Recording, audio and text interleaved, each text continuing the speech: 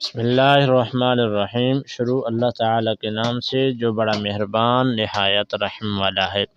السلام علیکم ورحمۃ اللہ وبرکاتہ۔ ناظرین، 700 قرآن اور 1400 حج جتنا ثواب، یعنی جو شخص ایک بار یہ سورت پڑھ لے، جو سورت میں بتانے والا ہوں، ایسا ہے جیسا کہ اس نے 700 مرتبہ قرآن پڑھا اور 1400 مرتبہ اس نے حج کیا، کیونکہ یہ وہ عظمت والی شان والی صورت میں آپ کو بتانے لگا ہوں جس کو قرآن کا قلب بھی کہا جاتا ہے۔ اور آپ نے اس صورت کی مکمل تفصیل سننا ہے، کیسے پڑھنا ہے، کیا طریقہ کار ہے۔ رمضان کی پہلی جمعرات ہے، آپ نے مکمل اس کا طریقہ سمجھ کے اس کو لازمی پڑھنا ہے۔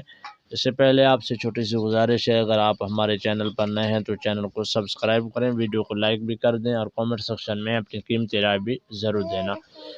کوشش کریں ثواب کی نیت سے اس ویڈیو کو دوستوں کے ساتھ بھی شیئر کر دیں۔ ناظرین، آپ نے جب افطاری کا وقت ہو، کوشش کریں سحری کے وقت اس سورت کو پڑھیں، کیونکہ سحری کا وقت افضل وقت ہوتا ہے اور تہجد کا وقت ہوتا ہے، اس میں ہر دعا قبول کی جاتی ہے۔ آپ نے نماز تہجد ادا کرنا ہے اور اس کے بعد آپ نے وہاں مسجد میں بیٹھ کے سب سے پہلے درود ابراہیمی پڑھ لینا ہے 3 مرتبہ، اور اس کے بعد 7 مرتبہ آیت الکرسی بھی پڑھ لیں، اور اس کے بعد اب آپ نے 100 مرتبہ استغفر اللہ کی تسبیح بھی پڑھ لینی ہے۔ اور آخر میں آپ نے اب قرآن پاک اپنے ہاتھ میں لے لینا ہے۔ کوشش کریں زبانی پڑھیں، اگر زبانی نہیں پڑھ سکتے تو آپ قرآن پاک کو کھول کے آپ نے اس صورت کو دیکھنا ہے جس صورت کے بارے میں بتانے والا ہوں، وہ ہے سورۃ یاسین۔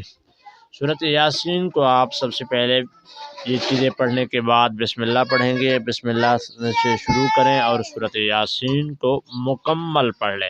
اس کے بعد آپ پھر اللہ کی بارگاہ اقدس میں دعا مانگیں، اور دعا مانگنے کے فوراً بعد آپ سحری کریں، اور سحری میں آپ جو کھانا کھائیں گے اس کے بعد بھی اللہ کی بارگاہ اقدس میں دعا مانگیں۔ انشاءاللہ اللہ تعالیٰ آپ کے کاروبار میں، مال میں، اولاد میں ایسا برکت عطا فرمائے گا کہ اللہ تعالیٰ آپ کے گھر میں ایسا برکت لائے گا، آپ سوچ کے حیران ہو جائیں گے۔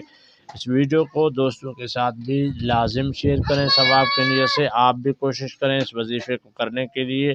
اللہ تعالیٰ ہم سب کو اپنے حفظ و امان میں رکھے۔ اللہ تعالیٰ ہمارے نیکیوں کو، تلاوتوں کو، ذکر اذکار کو قبول و منظور فرمائے۔